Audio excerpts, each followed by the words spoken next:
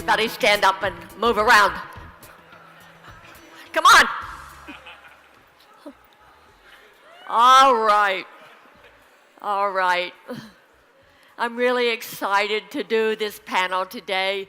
It's okay, you can sit down. I won't make you stand all day, although it might be good for you, okay? So what I'd like to talk about now with my group, so Neil and Bruni and Giovanni, please come on up. Gary, please come on up. So today, while they're getting assembled, I'd like to talk a little bit about diet. Diet is a four-letter word. And my mom used to wash out my throat for saying four-letter words. So in my book, diet is not a fun thing. I don't think, I've never been on a diet. I hope I never am, okay? Gianni, I'm just going to ask you a quick question. There's either a Latin word or a Italian word that diet is dieta, what you eat on a daily basis. It's not some weight loss thing. So I don't know if that's true, but I read it somewhere, on Google probably. Is that close? Okay. So, having said that diet is a four-letter word, I have a few things I want to talk about, and then I'm going to start asking this. This panel has over 200 years of scientific research, okay? So, I don't know. And that includes me, okay? So anyway, nutrition is complex. The study of nutritional science is really complex, right? I mean, all of you are scientists. However, I don't think eating is. And I'll tell you why I don't think that. Michael Pollan, everybody know Michael Pollan, who wrote all the books about diet and health? Michael says, after all these years of studying, Michael says, eat food, not too much, mostly plants. Would anybody disagree with that? Okay, time to start the panel. Jack Sprott could eat no fat. His wife could eat no lean. And so between them both, you see, they licked the platter clean. So if I ask this room to give me advice on nutrition, and there's 600 of us sitting here, I would probably get 100 ideas on what is good nutrition. So with that said, I want to emphasize that we really need to focus on enjoying food. I really like a lot the idea that food is community, it's love, it's being together, it's enjoying life. Food is to be fun, to enjoy. Taste it, smell it, okay? So, anybody ever heard of the placebo effect? So, if you eat something and you think it makes you feel better, it could be like a placebo. So when you eat something and you tell me, oh my God, I feel wonderful since I gave up XYZ, I got to ask you, how placebo is that? Okay, did you get the sugar pill? No, that's wrong. Did you get the sugar pill or did you get the real pill? Okay, anyway, now, Johnny, you did the very first blue zone work with your little blue pen, blah, blah, blah. So, Sorry, that stung a little bit, didn't it? I know. It's all right. Don't take it personally. We'll hug it out afterwards. So now, tell us what you think about diet and what else goes with it. Because one of the titles of this is, you are what you eat, but also what you do. So could you talk about that for a minute or two? Well, I have to say that I was surprised when I started to study this population and the diet of this population, because I never imagined that I had the possibility to learn a lot from this special. In fact, when I tried, I started as an epidemiologist, not as a nutritionist, so I had no special experience in the diet and food and so on.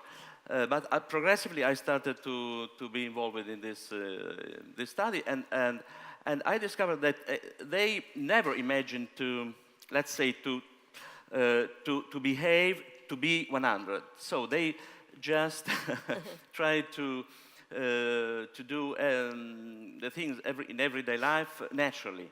So they ate in a natural way, they moved in a natural way. So it was, after 20 years, I can say that it was probably a chance that this blue zone emerged. So nothing special, no something that was designed on purpose. So the diet is very simple. It's a sort of Mediterranean diet, of course. So there are some difference between what is considered the standard Mediterranean diet, but probably there is no standard Mediterranean diet. You know that people in the Mediterranean countries are very sensitive to small differences, so they try to emphasize this small difference. It's a plant-based diet, of course. Meat was usually very low consumed, but not forbidden at all. Little wine. So, okay, we have discussed a lot about the red wine in this population, because it's not the red wine in itself, it's the way in which they consume. So it is the Mediterranean pattern of assumption. So not only 1 or 2 glasses per day of red wine. And you know that red wine is considered beneficial for health because of the content of polyphenols. Okay, I'm still, by the way, nobody did. Okay, I come from the university, and sometimes we are obsessed by the fact to prove by using good epidemiological methodology that wine is beneficial. And nobody succeeded in prove this up to now. So, but okay, there are indications that red wine could be beneficial, but a small quantity, not just the new generation. Unfortunately, I have to say that the new generation, even in the blue zone in Sardinia, started to consume red wine not with the old, let's say, pattern, and not with the old quantity. So things are changing, and this, according to me, this is a very important point. So the blue zone, the longevity zone, is probably a temporary phenomenon. So he started many years ago, probably even before, then reached the peak, and I don't know what is going on now and what we will see in the future. Perfect. Okay, so the next point is that you can't just live on theory, okay? As scientists, we can all agree that you have to take that theory, you have to test it by the scientific method, which means that you follow a protocol, and you have to have a randomized sample of people. It can't be all people my age or all people Neil's age or anyone else's age. It has to be a random sample, okay? You have to do it carefully, and you're taught that as a scientist, okay? And then after that, it has to be what you call a double-blind study. So the placebo effect isn't messing you up, okay? So if you do all that, then pretty soon you might get to something about health and nutrition that's good.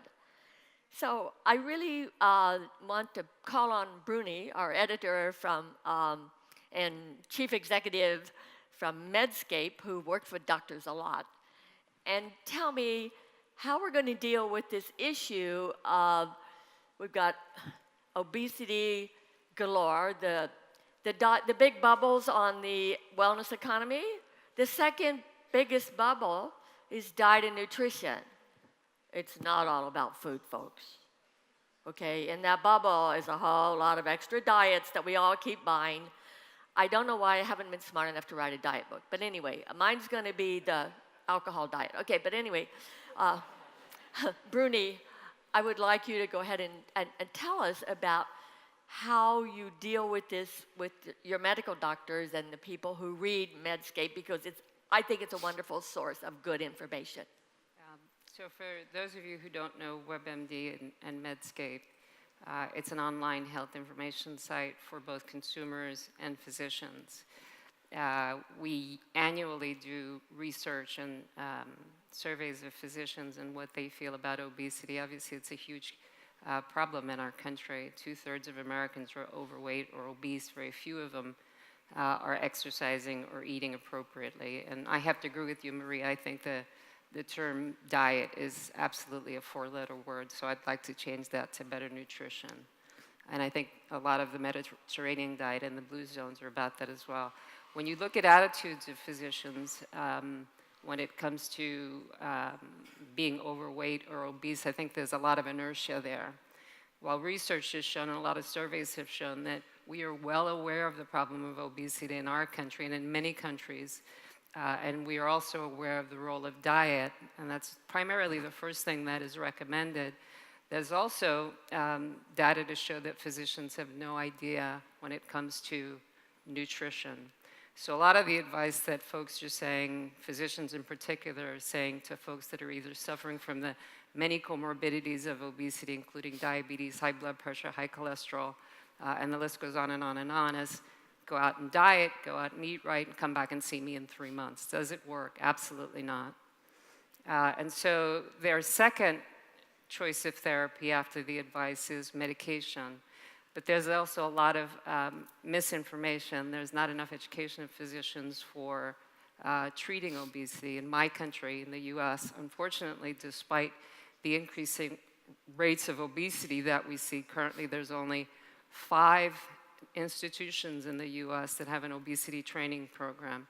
Now, you don't necessarily need an obesity specialist to treat obesity, right? Because there's a lot of issues that surround folks eating poorly, malnutrition. How do you turn it on? There are dietitians, there are nutritionists, there's social services that folks need, and none of them are being referred to any of these services. It's usually the physician who really lacks the expertise and even the outreach to send folks to the appropriate centers. Thank you. Thank you very much. I'm trying to show you some pictures. Oh, but we're not getting them. Sue, why is it I don't have my PowerPoints? Anyway, we don't need them. We can do just fine. So the next topic that's really important here is the science behind how to make people healthy. There's a list, there was a group of qualified people who are highly qualified in nutrition and dietetics, and it was the famous people in that field, the people who have studied this stuff for almost as long as I have, which has been 60 years. Does that tell you something? Okay, so at any rate, these people chose the Mediterranean and what was then Weight Watcher diet as the best thing you could do, okay? And then DASH was there, the DASH diet, which was essentially set up to help you keep your blood pressure down. And then the very last thing was the ketogenic diet. So you just need to know what scientists think, okay? What people who study this think. You can do whatever, and if you like the placebo effect, that's cool, but you just need to know that that's what real scientists who spend a lot of time using the scientific method came up with.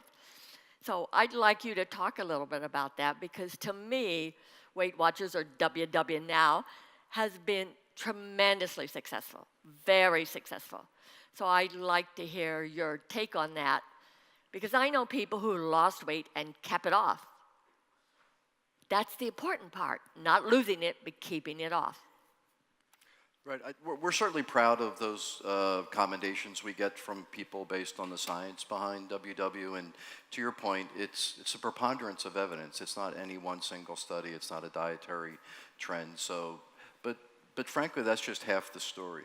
Because if we just look at what the science says and then try to impose that without any consumer insights, we won't get engagement and we won't get the sustainability of which you speak.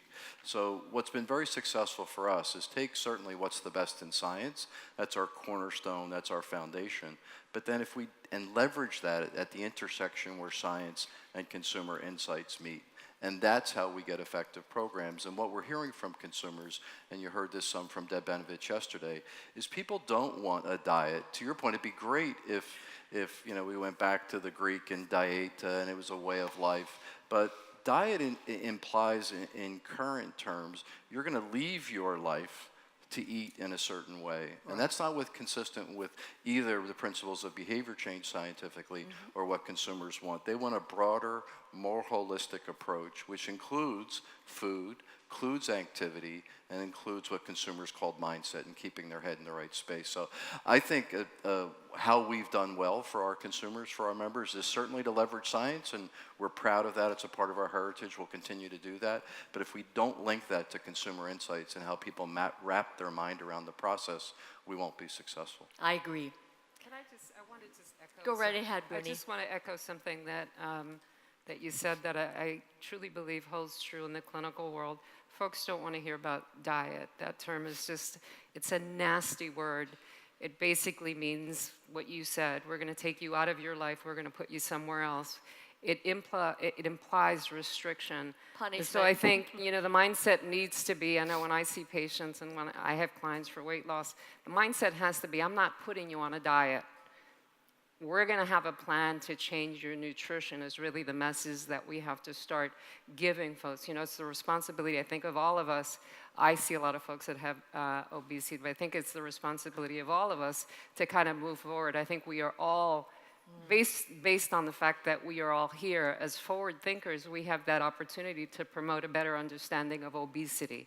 It's not just about weight. We've talked about the nutritional aspect of food. We've talked about the family, the relationships, the physical activity. And so I think we all have, you know, that responsibility to promote a better understanding of what obesity is and what weight issues are.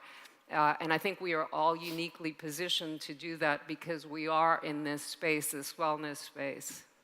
Yeah, you know, I just Yeah, go ahead, because I have a building question on for your you. But yeah. comment about you know, consumer insights. One of the things that we found is that people actually just want to know about themselves, right? At the end of the day, if you look at 23andMe, Ancestry, DNA, these are two companies that have pioneered the notion that by looking at yourself at a cellular level, you can understand parts of yourself that you've never known before.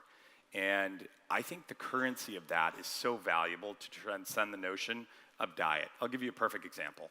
So we have, you know, with recommendations we give, we took 5,000 of our customers and looked at how many unique recommendations we made. And it ended up being 4,380 unique ways of eating that could be laddered up to 7 what we call habit types, but ways of eating: personalized Mediterranean, personalized plant-based, personalized high-protein diet. You know, you can get the kind of the gist. And that's just the start point. What we found is that actually there's one gene called the FTO gene, and this relates to your satiety switch. And so people with the FTO gene, I have it, unfortunately, means that you don't have a switch that turns off when you start eating. And so people who have that have a 25% higher likelihood of gaining and storing weight. And when we share that with our consumers, there's a moment where they're like, I get it. I don't understand why I'm the one that can't stop eating and my friend just puts the fork down, right? And it takes the pressure off of them thinking that it's a willpower issue and understands that it's a genetic predisposition. And it actually empowers them to understand themselves to then move to the place where behaviorally, mindset, they can have self-love. That then moves to the place where they can have self-actualization, right? And so I think all of that transcends any diet that we'd be talking about on stage today. Yeah, I think it also transcends whether it's about the problem to solve is obesity, or even for people who don't suffer from obesity or overweight. I just want to get well. I want to eat better. I want to move more. I want to get my mind in the right place. So I think it gives us a platform if we leverage science and consumer insights. Certainly obesity is a big global epidemic, no doubt about it, and we can play a role there. But I think our role is even broader and more applicable, independent of what somebody weighs. I just want to say, and I totally agree. I just want to say to the audience, because I hope you're listening, we in this room have a duty to walk our talk. Okay? And if we can't walk our talk, nobody's going to listen. Yeah, I'm going to add something else to that because I absolutely agree. I think it is our responsibility as leaders to help. I will tell you, I come from this, not from WebMD so much, but I am the chair of the Obesity Society, and I'll give you a small snapshot of what I face. You know, we all know some of the badnesses of obesity, right? I think you may have mentioned it earlier. One of us may have mentioned it earlier. It is a devastating disease. We all know that it's not an isolated condition. It's got a lot of terrible friends that it walks around with, at least 200 different comorbidities, and not one of them is good. Folks that have obesity, we know, at least in my country, in the US, 80% of type 2 diabetes can be attributed, a preventable disease can be attributed to obesity. We also know that obesity contributes to 40% of all cancers in the US. That's huge. This is a preventable disease. In my world, in the world of obesity, we're not just talking about adults, we're also talking about children, and this will probably mirror a lot of what is happening in many of your countries. There was a recent study that came out of Harvard. It was a predictive model, but nonetheless, what they predicted for US children alive today, that by the time they reach the age of 35, more than half will be obese. Yes. 60% of children alive in the US, by the time they turn 35, will be obese. They will die early. It's probably we are probably the first generation that will watch our children die before us. So it's a huge health care issue, it's a huge social issue, and we all need to get involved. And our government unfortunately says, I think this was a conversation I had with Renee if she's still here, we're not making a lot of dents in the world of obesity, right? You all know that those numbers just continue to rise and continues to spread. Unfortunately, our government, my government, the Congressional Budget Office says, when it comes to treating obesity, the numbers don't work out because it's not about having people lose weight. It's about using those programs to make strategic plans to help maintain that weight and keep that weight low. And what's happening in America, like in many of your countries, is that our society is getting older, and as we're getting older, we're contributing to this large population of folks that now will live longer, healthier lives. So if we take folks that are obese or overweight and we treat them, we now shift them into this larger group of folks that are living longer, healthier lives. So the cost that it takes for folks to get healthier is really offset by keeping them alive longer. Healthier, so it doesn't cost us to pay for them when they're invalids. Yeah. So our government, that to me says a couple of things. The obvious is let folks that have weight issues and that are obese continue on their way, because if we get them better, we now have to pay for them to live a lot longer, healthier but longer. But it also says something, and I'm almost done, it also says something a bit more profound, and I think this is where our voices need to come together. It says that there's still that pervasive concept that obesity is not a disease. As a healthcare provider, I look at this and I say, well, if I had a heart attack, and I had a heart attack today and I survived, my doctor would not say, I'll see you next time. That's not going to happen. I walk out with an aspirin, a statin, antiplatelet therapy to keep me alive longer. But that maintenance doesn't happen for obesity. And so there's still a lot of bias there. And I think, again, being here as forward thinkers of wellness, we all have to take a seat at the table, and that is with government, with more effective policy making, public health initiatives, and even some of the treatments that we discussed in dieting and exercise. I think one of the things we need to think about, and we don't have my slides, so I apologize because they have numbers on them, but America has, the US has the most obesity of any country. So we're not leading the world, folks. We're contributing to the problem. The country that is the next obese, if you will, is China, but it's such a smaller percentage of their population. So we in America have to walk our talk. Okay, if we don't, we can't lead anybody in so-called healthcare because it's going to end up sick care. Yeah. And that I can't say that enough as somebody who's see that, and that's not kind to pick on people, but if you look at that slide, it's not kind, and I don't mean to make fun of anyone, but that's our big thing right now, folks. I mean, this could even contribute to global warming because of the way we grow our food, etc. That brings me to Neil for a minute because, you know, Neil, you talk about our business? Say again? You want to talk about our business we're starting? About our what? You want to talk about our business that we're starting together? Well, No. yeah, that could have. If we Sorry. just drink, it won't matter. No, come on. So, and we're going to demonstrate against marijuana because it's going to interfere with our business. So you need to know, Neil and I are on the steps of the Capitol tomorrow, but maybe the Supreme Court. But anyway. Yeah. Okay, so Neil, I need to know, since you're so big on genetics and where that should take people, I want to know I know you're collecting data, but I want to know, folks, if, these numbers range back and forth. I mean, at first we said that your health in your life is only 30% due to heredity. And that 70 was due to your lifestyle. Yep.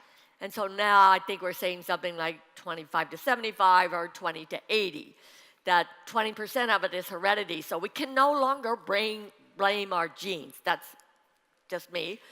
But at any rate, I need to know now how you're getting your people to do more than just follow what you think is their heredity from what we know about that science. Yeah. And you call it deep science, and I don't know what deep science is, but I'd be interested to hear. Yeah, so just a point of clarification. So the approach that we take is what's called systems biology approach. The sort of layman's terms, we call it whole body nutrition, where we look at your genetics. I don't know, how many of you saw Ken Pelletier's conversation yesterday, his talk? Okay, so he was talking a lot about epigenetics. Dr. Ken Pelletier is a informal advisor to Habit.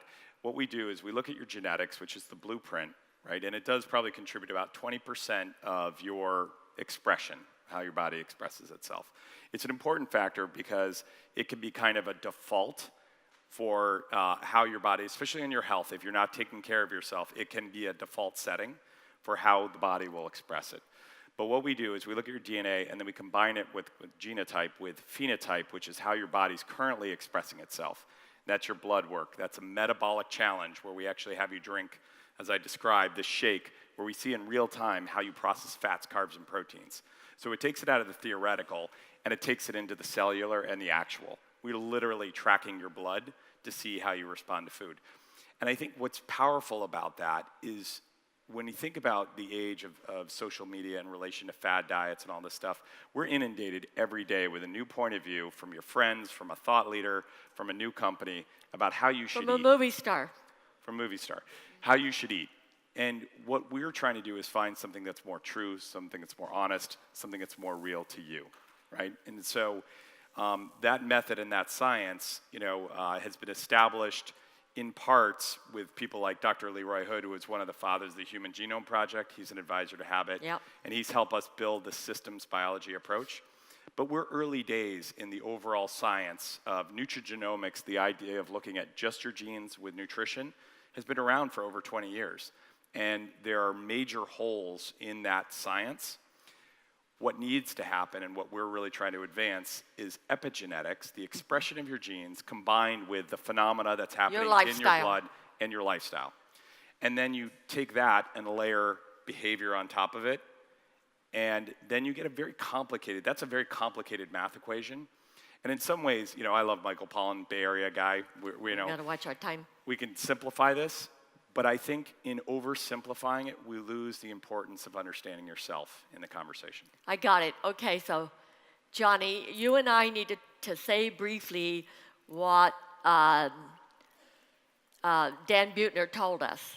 Again, These people who live functionally is the word. I don't want to live to be old if I'm sitting in a blooming hospital bed with several tubes in me, okay? I'm not going there. So anyway, what these people have, they didn't set out to just be healthy. They're living, okay? They're living, they're enjoying, they have a great life. They have the right psychology, they get it, okay? But they don't even know they get it. They're just happy. So I think, Dan wanted us to say this because that's how he feels about the whole situation. So I've sort of said my piece.